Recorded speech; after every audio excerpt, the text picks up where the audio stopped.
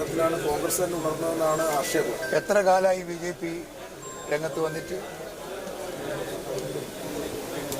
ചേറ്റൂരിനെ ഓർമ്മിക്കാൻ എപ്പോഴാണ് BJP വന്നത്? BJP വന്നത് ഈ വർഷമാണ്.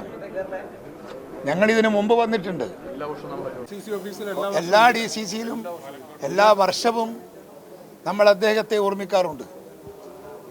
BJP അല്ല ഞങ്ങൾ ഈ രാജ്യത്തിൻ്റെ മക്കളാണ്, ഈ നാടിൻ്റെ മക്കളാണ്.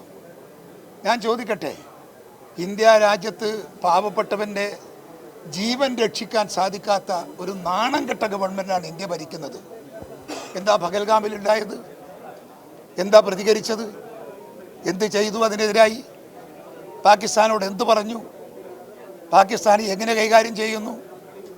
ഈ രാഷ്ട്രത്തോട് ഉത്തരവാദിത്വം പോലും നിറവേറ്റാത്ത കഴിവില്ലാത്ത ഒരു പാവം പാർട്ടിയാണ് BJP. ഞങ്ങളെ ഭരിക്കാൻ അവർ പഠിപ്പിക്കണ്ട. ഞങ്ങൾ ഇന്ത്യ സ്വാതന്ത്ര്യം കിട്ടിയ അന്ന് മുതൽ ഇന്ത്യ ഭരിക്കുന്നവരാ. ഭരണരംഗത്ത് ഭരണപരിചയമുള്ള നേതാക്കന്മാരുടെ പാർട്ടിയാണ് കോൺഗ്രസ്. ആ കോൺഗ്രസിനെ ഭരിക്കാനൊന്നും ആരും പഠിപ്പിക്കണ്ട.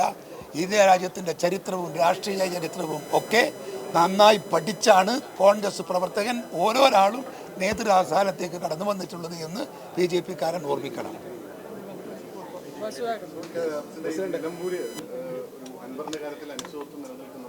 ഒരനിശ്ചിതത്വവും ഇല്ല.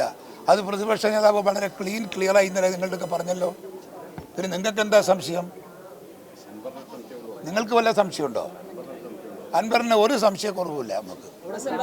നമ്മളെ വിശ്വസ്തനാണ് അൻവർ. ഈ ചേറ്റൂരിന്റെ സംഘടന ജില്ലാ കോൺഗ്രസ് കമ്മിറ്റി എല്ലാ വർഷവും ഇതേപോലെ നടത്തുന്നതാണ്. ഇപ്പോൾ BJP നടത്തിയത് കൊണ്ട് അതൊരു ചർച്ചയായതേ ഉള്ളൂ. BJP ഇതിനെ രാഷ്ട്രീയവൽക്കരിച്ചുകൊണ്ട്, അതായത് സ്വാതന്ത്ര്യ സമര സേനാനികൾ BJP-ക്കില്ല. അപ്പോൾ ആരെങ്കിലും തട്ടിയെടുത്തിട്ട് അതാണ് എന്ന് വരുത്തി തീർക്കാനാണ് BJP ഇപ്പോൾ ശ്രമിച്ചുകൊണ്ടിരിക്കുന്നത്.